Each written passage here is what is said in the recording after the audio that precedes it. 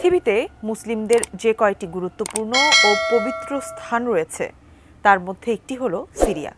দেশটির সঙ্গে গোটা বিশ্বের মুসলমানদের রয়েছে গভীর ঐতিহাসিক সম্পর্ক।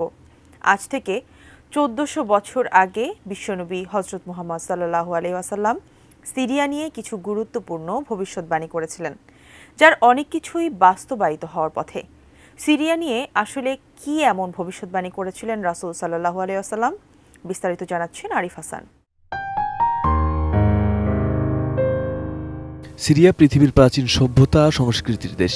সিরিয়া শুধু মধ্যপ্রাচ্যের একটি দেশ নয়, এটি ইসলামের ইতিহাস ও সংস্কৃতির সঙ্গে গভীরভাবে জড়িত। এই অঞ্চলটি ইসলাম পূর্ব যুগ থেকেই গুরুত্বপূর্ণ। এই ভূমিতে জন্মগ্রহণ করেছেন অসংখ্য নবী রাসূল। ইসলাম পূর্ব যুগে এই অঞ্চলকে শাম নামে ডাকা হতো। বর্তমানের সিরিয়া, ফিলিস্তিন, লেবানন এবং জর্ডান ছিল একত্রে এই শাম নামের অংশ। রাসূলুল্লাহ সাল্লাল্লাহু আলাইহি ওয়াসাল্লাম শামের ভূখণ্ডকে মুসলিমদের দ্বিতীয় হিজরত ভূমি হিসেবে উল্লেখ করেছেন। রাসূলুল্লাহ সাল্লাল্লাহু আলাইহি ওয়াসাল্লাম বলেছেন, শাম হবে ইসলামের শেষ দুর্গ।